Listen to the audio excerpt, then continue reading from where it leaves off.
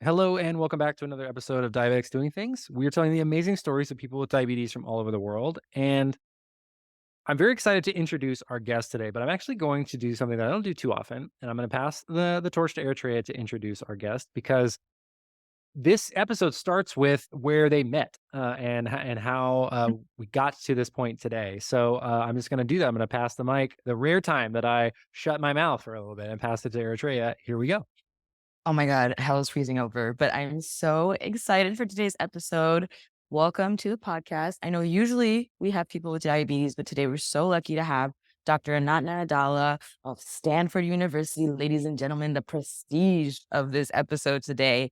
I'm so excited for you to be here. Welcome, Dr. Addala.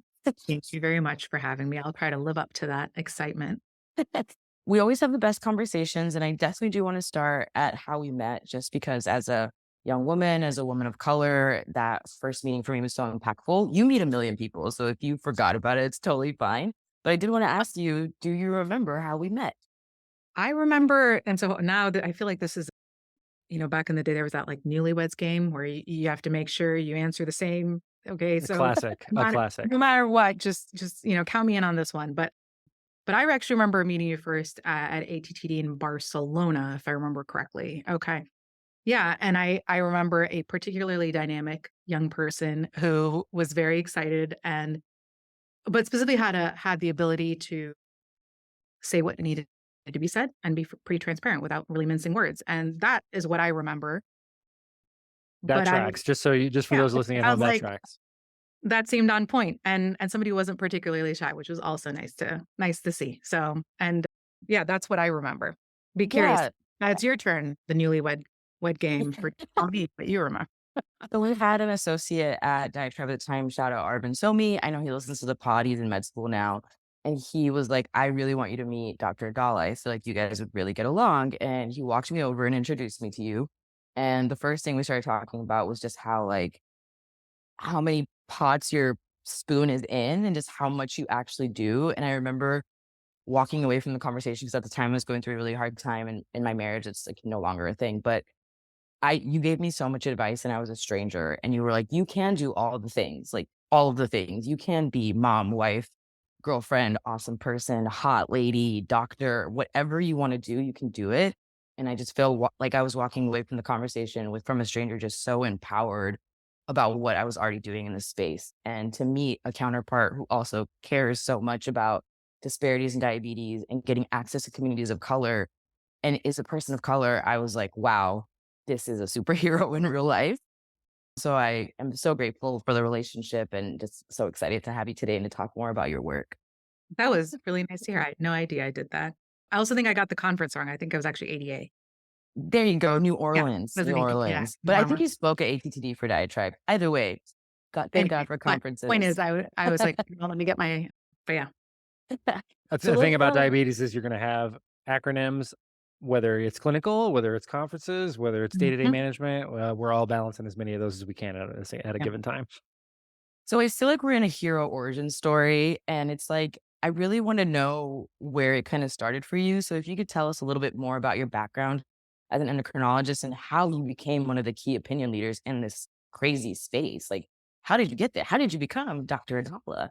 Yeah, well, thanks for kinda creating a space to tell my story and also highlight some of the things that I think really matter, and hopefully, like it resonated with you, it will resonate with others to feel empowered and really have the choice to live their life how they'd like to without structural things determining it for them. So, I think if you wanna call it my origin story, it probably starts with actually when I was 7. I pretty clearly remember being a nuisance to a lot of the adults in my life because I would ask them questions like, "Hey, why are you treating me differently because I'm a girl than somebody else who's a boy?" Or I would say, "Hey, it looks like you're doing things differently to certain people based on their skin color, based on their gender, based on their" I lived in a small village in India at the time, so based on their caste, where it was still and it didn't gel with what I was learning as a young person of how you should be in the world. And so then, fast forward a few years, I found out I was moving to America and it was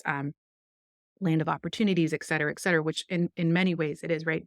And but because unequal treatment or inequitable treatment and discrimination was so front and center in my little person brain, I expected that to not be a problem in America. Like, I remember that being one of my expectations, along with I also thought I heard Americans drank a lot of soda, and I thought if you turned the faucet, soda would come out and not water. So I was very pleasantly surprised that that didn't exist. But I, which is a favorite of mine, I thought actually they built that house specially for people who immigrated in so they could feel comfortable.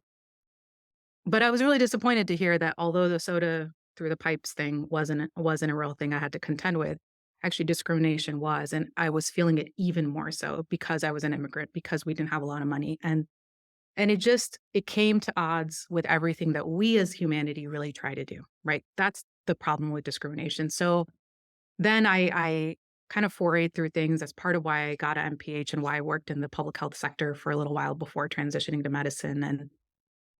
And that's kind of a longer story than not. But I think if I really come down to it, it's trying to reconcile why we do things structurally and as a society that don't actually align with what we really want to do as humans. And trying to get at the crux of that, what's the systemic drivers, is really why I do a lot of the work that I do. And I picked endocrinology, one, because I like the science of it. I find it very stimulating mentally.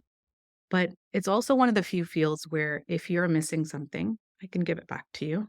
So it's not a lack of it not existing. It's a matter of how I deliver it back to you and how the structural and societal supports exist so that it can be delivered back to you. So it actually seemed like the best place to study inequities, best place to study barriers, and best place to study the human and societal factors that determine whether a person gets to be healthy and healthy in the way they'd like to be. So that's kind of the reason why I ended up where I did, but the drivers have always been trying to get at this rub that we seem to have as a society. I really love that answer about selecting endocrinology for that reason.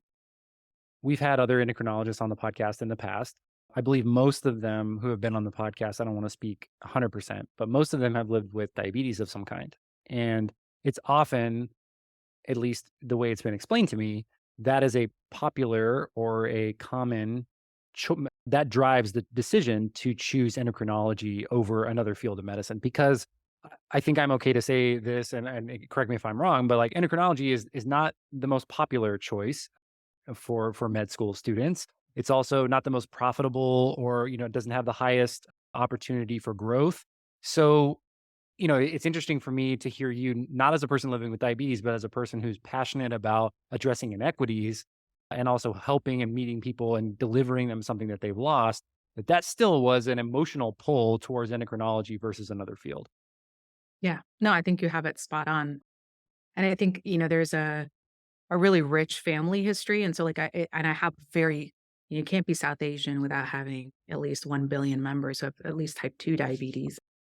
And so I think I saw, and that was the other piece, is I remember as kind of a younger person in my teenage years, when I was actually very sure I didn't want to be a doctor. I was actually unequivocally sure about that because I just saw it as a system that perpetuated disparities. And I remembered seeing how care was delivered. And that's part of why I ended up in this public health sector first. But in the end, the thing that brought me in is that you get to be a little bit personal and you really have the ability to, yeah, you can have a chronic disease, but be healthy. Doesn't have to stop you from being. So Well, I first of all totally agree. I think we also have done maybe too much work, even walking back some of the sort of toxic positivity movements around like you can do anything, but also still addressing the fact that those things are possible as long as you address the challenges and the sort of other side of the coin there as well, in terms of obstacles that you'll face. And it won't be easy, but that you can live the life that you want.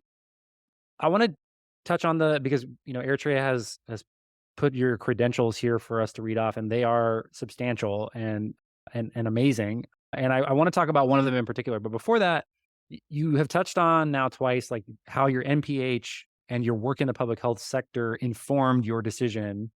What specifically, like in terms of like health inequities, or was there a particular moment where you were like, I have to dig in deeper and address this, or things that continued to come up for you? Like what did that work teach you, and how did that lead to your decision to practice medicine? yeah, I focus primarily on barriers to access. So I tried when I was in high school actually to help start a free clinic, which we did. But I was like, oh, just having a free clinic doesn't actually address the structural drivers. So what I intended to learn in my MPH was really understand what the upstream drivers are. A ton of choices, and you'll hear me say this because I can't help myself over and over again, I'm sure. A ton of choices are made for individuals who hold one or more minoritized identity or are marginalized in any way. And those choices don't sit with them. They sit kind of in this. So I wanted to understand how do you structure that? How do you think about it in a way that it can be operationalized, so it can be measured, so it can be addressed? And so the way that I went about that is by getting a pretty solid foundation in epidemiology so I can think about study design and variables, which I do every day now. And then I spent a fair amount of time understanding the behavioral, like sort of the behavioral health aspect, right? We're not computational logical creatures. We don't say this is good, that is bad, here's the risk, but a lot of our health and the way that it's discussed is done that way. So a lot of what I tried to understand during my MPH was what else, what are the other drivers? What are those, what feel like illogical, but are in fact just human nature, or are things that make us feel good, or are the thing that we can't live without. So I don't want to give it up. So I'm going to do this thing that appears illogical, but it is in fact part of who I am. So there's a lot of health behavioral models that really try to get at understanding peer relations, the family relation, the nested nature of what healthcare delivery is. So I'd say those two things specifically, and that's where and I'm going to say that because that's where I spent all of my efforts while I was getting my MPH, was focusing specifically on that. But that's why I got it. It's so I could operationalize, measure, and then address in a data-driven fashion, because that's how policy change comes about. And we're going to talk a lot about the data later on in our conversation, specifically around some of the studies that you have been undergoing recently. My last question, I guess, about your background before we move forward is, in 2021, you won an advocacy award from the Stanford University Department of Pediatrics, and I think we talk a lot about patient advocacy here on the podcast and the importance of being an advocate for yourself, especially when you encounter systemic or just authoritative, you know, barriers, sometimes with your practitioner, sometimes with your pharmacy and in other places. Uh, what does advocacy look like for someone like yourself who, is in these positions to affect policy? And I just found that to be like, I think a really unique perspective that we hadn't heard on the podcast before. Yeah, I think there's lots of ways that people who hold privilege, right, which you gave the introduction about what I do right now, right? I'm an assistant professor at Stanford. Like there's some inherent privilege to all of that, which means that, and I work with colleagues who also hold some inherent privilege. And so the way I've chosen to go about advocacy, and this gets to some of the things we might talk about later, but truly science, study design, data analyses, they make me happy. You can already see the smile on my face. A little nerdy, can't help, but the truth is it makes me happy. And so what I try to do is ask those policy relevant questions. So I think part of the reason why I was nominated and got the advocacy award is because the specific kinds of study questions that I asked did, again, coming back to how do we operationalize so we can address. So one of the studies is on the fact that interruptions to CGM utilization results in a higher A1C for kids who have type 1 diabetes and public insurance. And that helped change some of our local public insurer policies so that the paperwork got streamlined, so that it wasn't so cumbersome. And then now that's part of the diabetes standards of care, and it's part of our statewide policy. So it's the fact that I've used a lot of the data I generate. I try to generate data that are policy relevant, and then I try to make sure it doesn't just stay with me or in some medical journal that we just like, oh yeah, good job me, but it goes to where it needs to do the work. And where it needs to do the work is for people to know, the individuals living with diabetes, their parents, their families, to know, yeah, you're not alone. Other people have the same issues you do. To, hey, person with the ability to make policy changes or make policy anew, here's where the issue is. Here's where the barrier is. Here's where the widening of disparities is, and here's the action you can take. So I think that there's a few studies that when they come together, kind of help the diabetes world realize, one, there is a problem with disparities, and two, here are some of the drivers. So as I think that's part of the reason why, but that's what advocacy looks like for me, is to give people the data so that way they can't look away or say, "Oh, Ananta, I know you've been angry about inequity since you were 7, and this is just you annoyed and angry again." No, it's not. There's data to back it up. But yes, I'm also annoyed. I'd like for it to end. Oh, thank I the receipts, like, that it kills me that she's so skilled to the point where it's like, I'm just gonna make them. Like, I'm gonna go find these receipts for people who don't believe in it. It's mind-blowing. We've talked a lot about how your expertise is about addressing disparities in pediatric type 1 diabetes management and their outcomes. For you, like, when you started in endocrinology, was there a specific case or family that you looked at and you were like, this is it. This is where I'm gonna find the receipts that I need. Yeah. So for me, it was actually I trained in my pediatrics residency. I trained at LA County, which is a large safety net hospital in LA County. It's in the heart of Boyle Heights, and we see families that nobody really would see. They're folks who fall through the crack. They're undocumented. They're just our kind of. And I remember, and I did a lot of endocrine there because I had a feeling I'd want to be an endocrinologist. And what I remember the care and how it was delivered there, and it was excellent for what county could do. So I don't wanna, I definitely am in no interest in knocking it. These are system level differences. And I remember coming to Stanford in my first fellow clinic, noticing 2 things. Noticing, 1, that, like, a lot more people had technology than they did at county, and I went back and I asked, I said, "How come more people aren't on?" "Oh, there's a ton of bureaucratic paperwork that we have to go through in order to become a specific or accredited site, and they're already overworked clinically. There's already only 1 or 2 endocrinologists," right? So, and that's since changed because, we've been working together. And then the second thing is I noticed that although a lot of folks were using, I only, your first day as a fellow, you get 2 patients and only 2. And I couldn't be more thankful for the 2 that happened to self-select in or found themselves in. And one was, an engineering family who had their own algorithm that they had made. And the other was a very Silicon Valley, I know, was a family that had actually come in all the way from Monterey and sort of the farm working area, which is where I find a lot of my interest in California. And I remember those are the families I've always wanted to serve. And Spanish speaking, lived with type 1 diabetes for at least 8 years. And they were on MDI and finger stick blood glucose. And I just couldn't get over the contrast there. And it made me wonder, hey, Ananta, who tends to see inequities, is this just something that you happen upon? And then as I kind of looked across, there was a clear trend that had emerged, and I wondered whether that really existed nationally as well. But it was these 2 families, but specifically their contrast and the fact that I came from a safety net hospital, like all of it coming together. And the reason to hone in on diabetes technologies, I see it as a modifiable risk factor.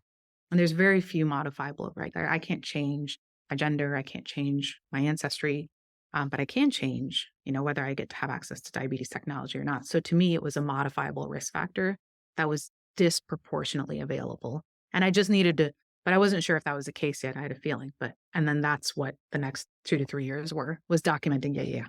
It's exactly what we think is happening. It's inequitable. Wow. It sounds I like think that. too, Sorry, Rob, go ahead. yeah, I think too, like a few things I wanted to touch on. Just talking about the safety net hospital and not seeing as much technology there, but also the demand that the endocrinologists were under on a daily basis and how many patients that they see. I think there's a recent stat I heard. I'm paraphrasing, but there are effectively like 8,000 practicing endocrinologists in the United States. And we know, based on some of the nonprofits that put the data out, that there's somewhere between 1.5 million to 1.75 million people with type 1 diabetes and close to, 60 to 100 million of people with prediabetes and type 2 diabetes currently. So you do the math there, and there's just not enough minutes in the day if there was 1 minute per patient, much less, the actual time that it takes to connect someone with the information and resources they need to live well with diabetes. Take out all of the, social and class and language. You mentioned like Spanish speaking versus English speaking and, income levels and, geographies. I think there's also the studies that say like, the number one factor in the United States that determines your life expectancy is your zip code and things of this nature. So like, that's just all other things equal. There aren't enough practicing endocrinologists to treat everyone. And then you go into the challenges that you've mentioned and that I just kind of breezed over. I remember during the pandemic, there was a study, and correct me if you know the name of it, but I believe Medtronic participated in it, and they shared it about the disparities between different races and and of technology usage, like insulin pump usage Mhm. specifically. And just the disparity between, like, the average of the total population using insulin pumps is something like 40%, and in Black and brown communities is below 10% in some cases. And so you see the A1C outcome differences between those two groups too, and you start to say, okay, well, is it non-compliance or is it access? Mhm. Well, I think you'll probably know where I lead in that one, which is right, which is and I actually don't think it's just me there. I think the data actually are there, right? The data are and so one of the studies, this was from the type 1 diabetes exchange data, and when we compared the US and Germany, because they're two kind of economically comparable countries. So, or us and our German colleagues sat and we looked at and this was socioeconomic because of a myriad of reasons. In Germany, they don't collect race ethnicity. And so what we found is that yes, diabetes technology, CGM and insulin pump, the use has increased between say 2010 to the end of which this paper was from 2019 data. So it was 2018 is what the year wrapped up to. So yeah, everybody increased a little bit, but it's clearly and disproportionately in those people from the highest socioeconomic quintile. And you don't see that in Germany though, because they have a different payer system. And then to get at your point, Rob, when we said, okay, let's remove the effect of diabetes technology, what we were noticing is that when diabetes technology is around, the A1C actually preferentially worsened for our poorest youth. But once you remove the interaction and sort of the contribution of diabetes technology, suddenly that preferential worsening didn't exist.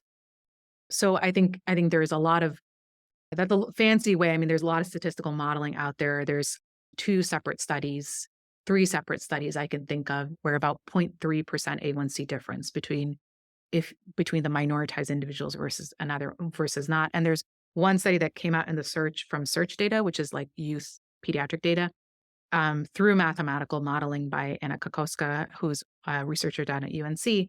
But what's interesting is they said that actually, if you give minoritized individuals access to diabetes technology, the total population A1C improves. So not just for those individuals who are minoritized, but actually the mathematical improvement is about 0.3% for the total population. So I Wow. think it's one of those things where it's not just the right thing to do or the good thing to do, but it's also like the thing that has a better outcomes. So Well, I think too, like, we are so conditioned to feel like, if we put in 50% of an effort, we're going to get 50% of the outcome. And then you find those sort of imbalances in nature that are extremely impactful, where you say, okay, well, 20% of this population, just as an oversimplification, is driving 80% of these positive or negative A1C outcomes. And if we address that, the whole entire mhm. system gets lowered without any change to the rest of it. I think those imbalances are what's exciting about looking at data, and also, can be, I'm sure, in many positions, and myself included, is like maddening about, well, why has it taken us so long to address these? Yeah. And many times it's that those communities have been sort of had that disproportionate burden placed on them. And so if once we sort of take some of that off, you see a leveling a little bit more across the board. We have a note in here to talk about your study, the BEAD study, and to talk about those, like addressing those disparities in type 1 diabetes. What can you tell us about your study in particular and the participants and like some of the data that's coming out of that? Yeah. So I'm extremely pumped about this study because why else would I do it, right? If I conveyed nothing else, I only do things that get me worked up. And so what's nice for so it stands for BEAD stands for Building the Evidence to Address Disparities. And so there's a BEAD pilot study that just wrapped up and we just finished a lot of the analysis and now that pilot study occurred just here at Stanford. And it's important to gather an initial set of data I'm excited about everything we're learning from our families here, but we'd love to not stop there. And so there's a national study that's launching now that the pilot has closed. And I think that there'll be availability on kind of how to tap in and contribute to that because we've learned so much from the families that we have spoken to. And I think so there's some things that I'm really excited about and really proud of. And there's we've talked a lot about diabetes technology disparities and sort of my work in there. And if there's another leg I stand on professionally, it's around making sure that clinical research is available to individuals who've historically been excluded.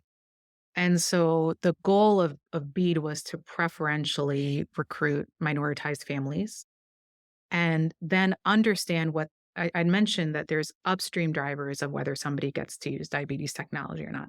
The very last thing, in my opinion, that happens is you're sitting in a clinic and your clinician says, "Hey, how about you try diabetes technology?" That is to me the very tail end. There shouldn't be any gatekeeping there. Absolutely, that goes unsaid. But there's so many things kind of upstream. And I had planned to look at insurance, clinicians, personal relationships with technology in general, diabetes technology in particular, to really understand what are all these upstream factors. And so the thing that's come out pretty clearly, at least from the pilot data, is that specifically perceived discrimination seems to play a key role in how ready people are around diabetes technology. And what was really interesting, and it's a reminder, it was a really healthy reminder for me to be really thoughtful about how much we group people, because especially in research, we tend to group, and sometimes we group people who are very diverse, and that's actually part of the issue with a lot of research and the way it's run, and you can come to some faulty conclusions. So I actually found that individuals so it's a predominantly Hispanic as the minoritized race ethnicity group here in the Bay Area, and so individuals who identify as Hispanic but speak primarily English versus individuals who identify as Hispanic Latino who speak primarily Spanish essentially had opposite views on everything. So Hmm. far more discrimination that was endorsed in our Hispanic English speaking families than our Hispanic Spanish speaking families, and then a lot less technology acceptance for our English speakers than our Spanish speakers. And I think, there's what that to me nods to is level of acculturation and sort of where the different generational priorities are depending on your immigration generation. I think I mentioned I'm technically, I think, first gen, right? Because I came here. And so, but even still, I came at a young age. So, but my priorities are different than my parents, and that tends to be the case. So, what we're doing in this next sort of national study is to really understand a lot more of these nuances, so that we don't just say, "Oh, a minoritized community," and you just leave and you just wrap everybody into that, because there are some nuances. There are some. That way, the sooner we can again operationalize and understand the heterogeneity, then we can start coming to targeted solutions for individuals. And then the other myth I think that I was really excited we could dispel was that we had an extremely diverse cohort. We recruited, everyone had at least public insurance, 65% were exclusively Spanish speaking, 72% identified as Hispanic or Latino, and something like 60, I can look up the exact number, 66% or so, maybe 70% made less than 50K in the Bay Area, which is which is almost, it's not a lot. And we had excellent survey participation rates, like 98, 95% survey completion, really rich focus group data. They all participated in an advisory board that helped us build an intervention moving forward. And I think it dispels the myth that communities who have been historically marginalized don't want to engage in research, because they did, and they came in and they were really excited to contribute. And so I'm trying to do my part by making sure they get the results as soon as we finish. So it's a two-way street. I don't just take from them, but I say, "Hey, here's the results." And then when the intervention is ready, I'll let them know what it looks like. But I think the perceived discrimination component and showing that you can that they're happy to engage in research were probably the two key take homes. And so I'm excited to see where the national study is going to go and learn from an even more diverse set of individuals and really understand what it is that we can do as a medical system and as a research entity, like all of us, speak for the globe here, to try to make technology really the choice of the individual living with diabetes only, really, and their family. So, and I think we're a ways from that right now. Still, I'm just like still processing how awesome this conversation is. I'm sorry. I'm like sitting here just having fangirl moments. I also think it's so cool that a part of the study is like that people with diabetes work with you. So I want to shout out to my friends Noor Al Ramahi and Lauren Fig. Noor presented a similar topic over like access to CGM at ISPAD last year, which was incredible. And I've hung out with Lauren multiple times, and she tells me all about these studies. And so it's just so great that people who serve those communities, farm workers, brown and black communities, and also live with diabetes are a part of this. Like, it's so huge to me that those people are there in the room helping collect this data, helping to prove this information. Something I was thinking about while you were talking was just like this access to technology, because I was diagnosed when I was 9 and I didn't get on a CGM and a pump until I was 25. And I was a part of clinical trials all over the world. So it's just like already like a lived experience for me. So just hearing that there's people out there creating, like I said earlier, receipts of this information so we can hold it up and be like, this is a real problem, is just incredibly moving. I want to talk about the specific word in the pilot study, which is address. Because I think a lot of times we collect data, but it's like, okay, now what? Like, what do we do with this? Right. So for people, like for everyone in the regular community, is there anything that we can do to help move this forward other than participating in the studies themselves, obviously? Yeah, so I think the study participation is helpful. You all actually talked earlier about advocacy, and it's really interesting. I when you asked this question, because I spend so much of my effort and energy and thought around how to make sure that actually individuals don't have to do the work, right? Like, the whole point is to build a resilient system so that individuals don't have to be, right? Like, so it's, because then we commend individuals for their resiliency, and then we say, you weren't resilient enough, and that's why it didn't happen. But really, if we just built a system that was resilient, then the likelihood is that it will carry everyone forward with it, right? That's the point of a lot of where I tend to sit. So this question of what can an individual do, I think actually maybe some accountability, helping, kind of feeling, the point of your care team, your medical care team, your research care team is to help you have the kind of diabetes life, right? Like, related to your medical management and things like that, that you want. And so I think that I feel, and this might be on an extreme, but I actually feel like the person living with diabetes should do nothing more than state their opinions. And then the rest of the world can work to make it happen. And so in the meantime, I think making sure that you voice some of those, because I think that actually the medical community and the research community is a lot more attuned to inequities now than they were, say, 6 years ago, when I first kind of really started hammering away at some of this stuff. People, they're amenable now. So I think asking, and then sort of saying, hey, this is something that I need, and then holding your team accountable for it is probably where I would draw the line, making sure you speak up. I love that. I think you're right. I think that's how I feel as a patient. I will say though, I think sometimes in the community, I think we're quick to say, and even in like conferences and research on those types of things as well, is that we agree like in principle with, yes, the patient, whatever they want for their life, we should optimize towards that. But then I think there's also a cohort that's more, well, yes, but you also have to adhere to this exact way of doing things in order to get this life that you want. So how, like, if you're, to a patient who's out there, like maybe having a challenging relationship with their care team, or has experienced, whether it's barriers or whether it's just lack of support or lack of direction or lack of interest from their providers, but they still believe that they're listening to this podcast and they're like, yes, like this is the type of relationship that I want, but my experience has been something more towards the opposite.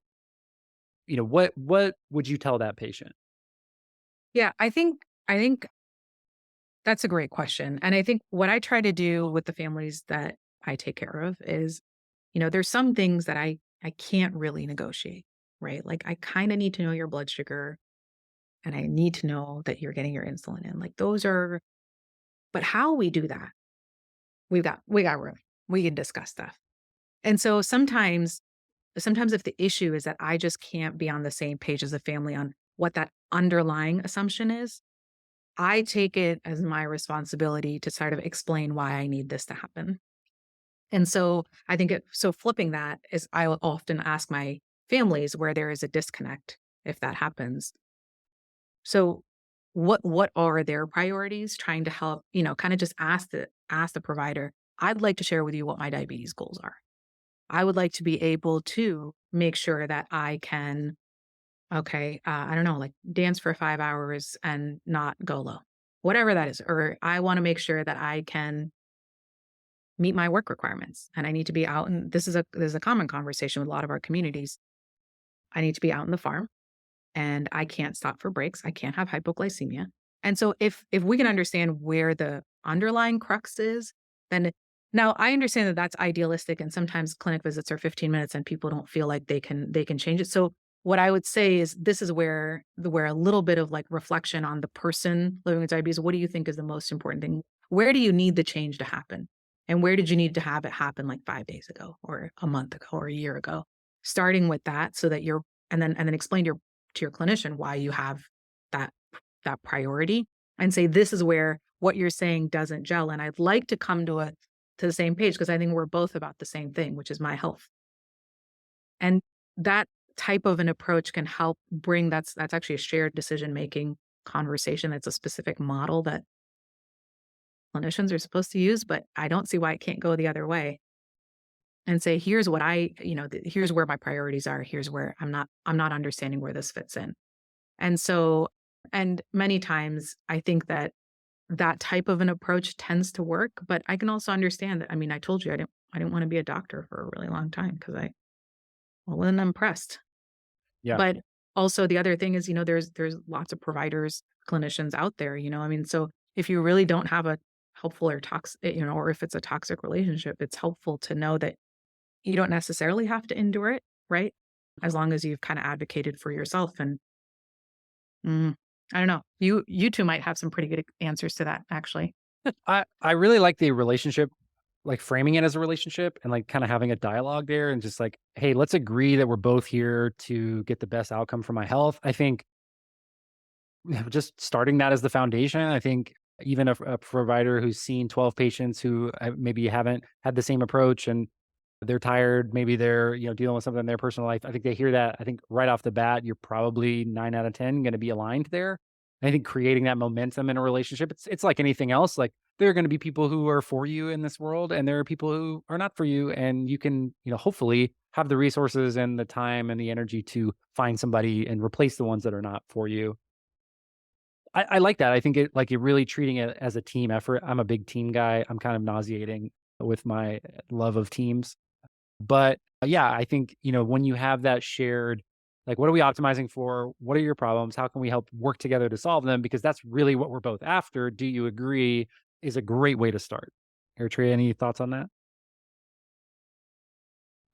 Well, Besides my sorry. nauseating love of team building? I mean, because when you have when like I make this example all the time, but it very much sometimes can feel like Tom Hanks in Castaway, no Wilson, like when he's just like alone on the island. So having the right team makes all the difference. I don't know, 2011 Dallas Mavericks reference here as well, but it just can really change the entire experience for the patient, right? Like, so you have to make sure you've got the right players so you can succeed.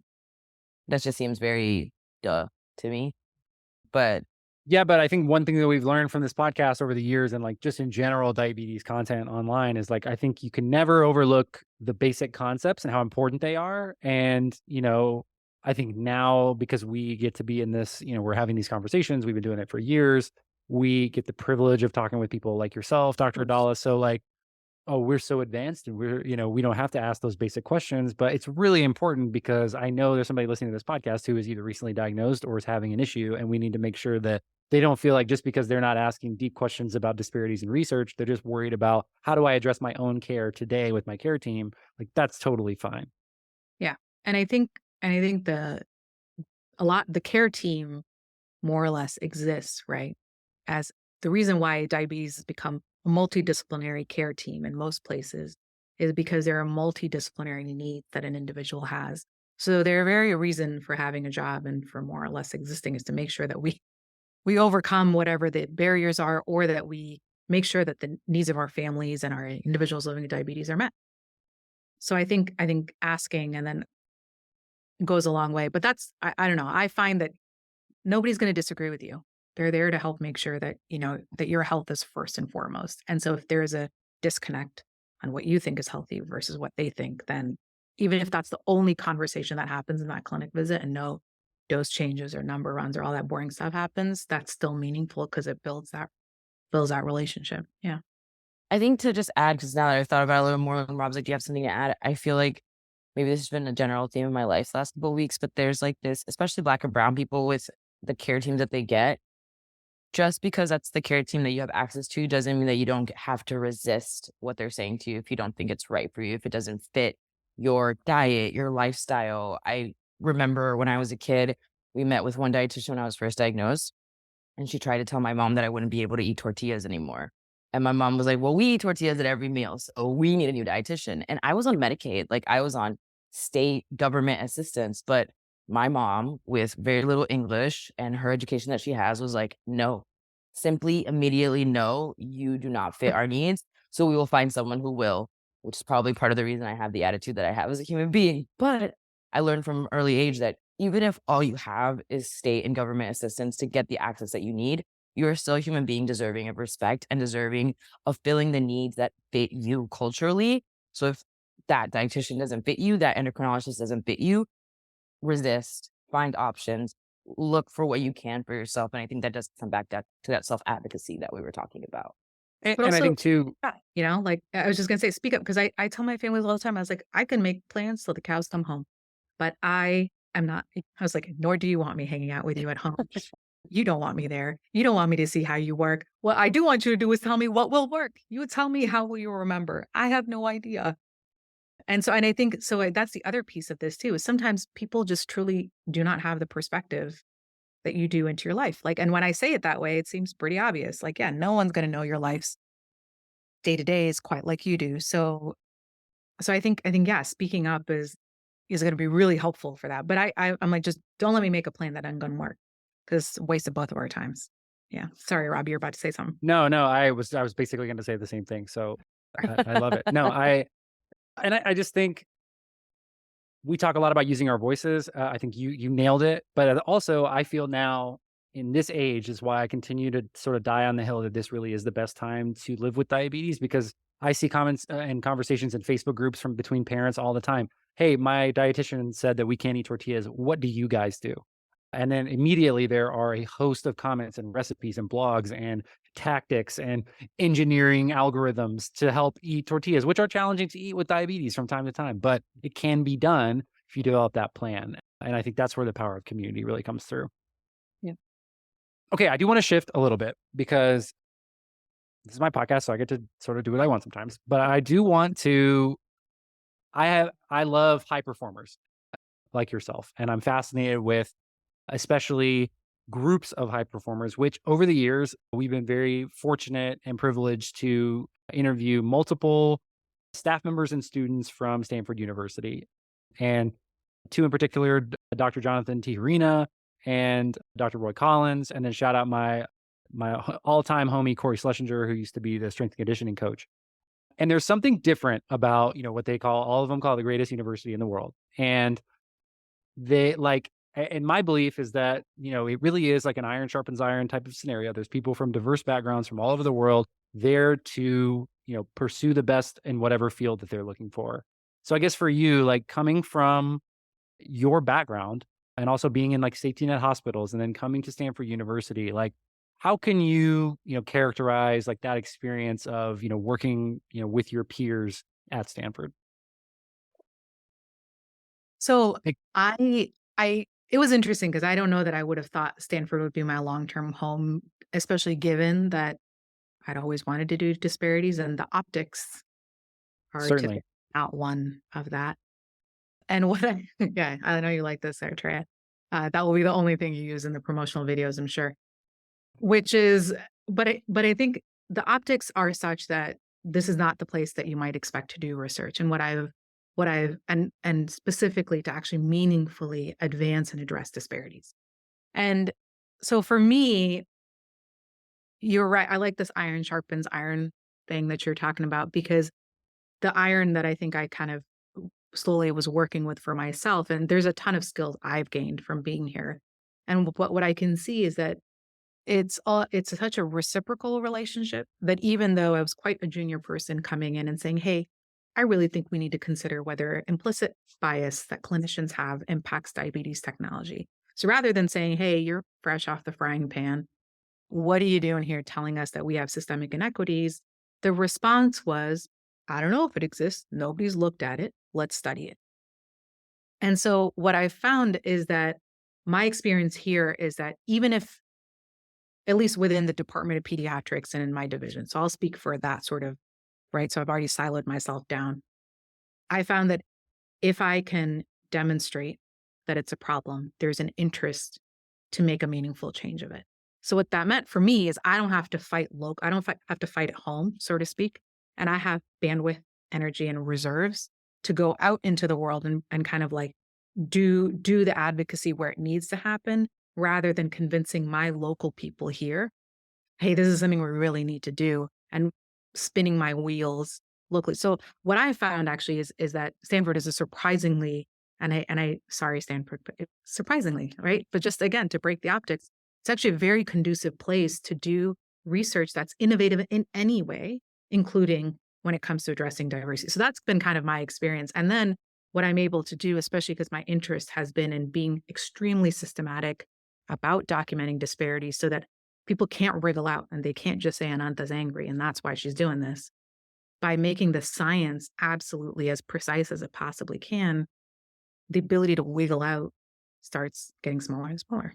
And then the need to address it becomes more and more obvious. And so that technicality with the flexibility and, and the ability to kind of like really dive into your niche, I can think of very few places where you can do that. You mentioned this a couple of times, but I like how you have, really framed this awesome story of being angry and being annoyed and being aware and turning that into really productive research that can't be, it's so obvious it can't be ignored and it has to be addressed. And so, for the type A personality folks all out there, thank you for representing us at the highest level. I wa So, I yeah, wanna go ahead, zoom Eritrea. out. I kinda wanna zoom out a bit because first of all, I would have killed to have an endocrinologist like you as a child, like, given it all. And I have been very lucky to be in rooms where you've discussed this before, but for parents of children with type 1 diabetes, is there something about dealing with their child and their diabetes that as a pediatric endocrinologist, you would urge them to remember or to keep in mind? Oh, there's a lot, right? I think one of the things I say to families and to parents, especially like, you know, I joke that if I had known how potent mom guilt was before I had babies, I might have done some like mental preparation, right? I mean, like being a parent, like, you really do try to do your darndest and like do your very best. And the one of the issues with diabetes is it's very numerical. It feels very objective and measurable. And so it's really easy to measure your worth as a parent across numbers. And so one of the messages I try to really drive home is, there's a reason we have 70% time in range. I don't need it to be 100. Okay. And also don't, because probably you're working too hard. Definitely And are. then, like, don't do that. Nobody wants that. I don't want that. And I'm, like, I know the data. But the second piece is there's a whole team there to support your kids' diabetes, but there's not a whole team there to support them as a mother or as a father or as a parent or as a guardian or as a grandmother or as a whatever caregiving role you have. That is really unique. And there is insight, like I was saying earlier, there's insight that you have to your kid that I never will. Right. And that's obvious, again, very obvious. But what I'd love is for people to feel really empowered in their relationship, in their parenting or caregiving relationship with their child, to say, this is what is best for them.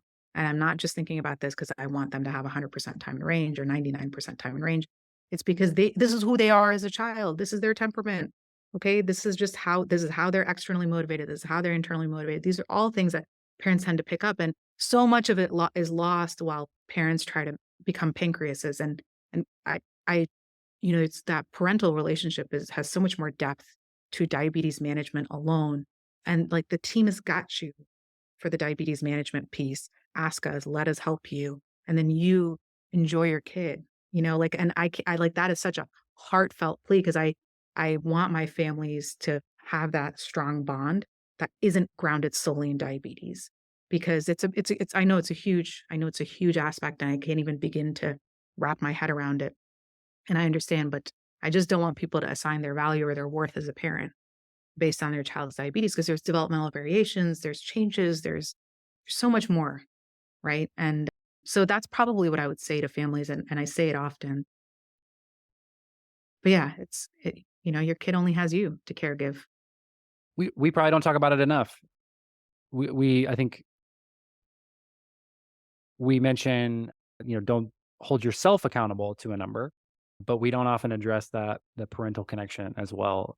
And I think that I'm starting to see, and maybe it's just because I'm, getting a little bit older, so I'm starting to see more like parental content as well. Like I see some of that messaging coming out, but I think it's really well said and just bears repeating, that your worth is not tied up in your child's A1C or time in range, 100%. Dr. Addala, thank you for the time today. I know, we talked about, the demands for endocrinologists, and, I think just it doesn't go like, yeah, doesn't go unnoticed that you gave us this time today. So thank you very much. Oh, And pleasure. for all the work that you do for people with diabetes. I know we also want to plug, you mentioned the study is going national, and I assume you're probably accepting applications.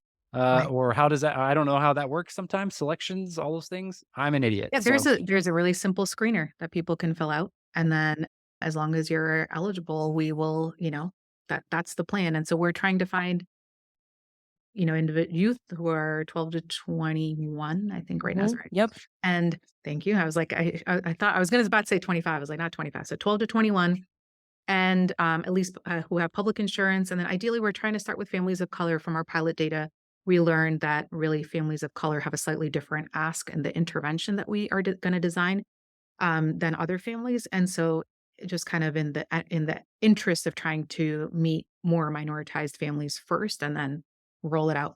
So, trying to preferentially recruit families of color, and truly that's it. And it's surveys and or some focus groups and or an advisory board. It's really just you pick what you want. So I think that the material will be made available to anyone who Yep. wants to click on a link. Yeah, Should be we're gonna include it in our show notes. I do want to mention that it seems very accessible as far as time, where it's the survey is about 15, 25 minutes. These interviews are about an hour and a half. And ladies and gentlemen, there's compensation for the participation and for your time. So definitely include the link in the show notes. I'll be hitting up all my, people of color, friends and family all over the country so they can take part of it, because something like this, if it would have existed when I was a child, could have changed my life. And that's something I think about all the time. Dr. Addala, thank you so much again for being here. I am honored. I respect you. I'm so excited for people to read this, to hear this. And first of all, I can't wait to hug you the next time I see you and just jump up and down in a circle. So, I know we finally did it. We've been talking about it for way too long, and yet, but truly, thank you for. I know you have a lot of amazing individuals that come onto this, so it's nice to be in the ranks, but it's also specifically nice to spend this hour with you both, and really get to know you, Rob, for the first time, and have a chance to hang out again, Eritrea. It's been it's been really nice, and talk about well, stuff that gets me.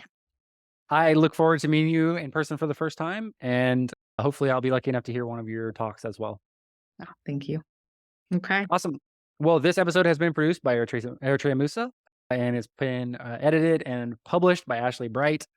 And XL Creative does our awesome social media videos. So thank you guys all for your work. See you next time.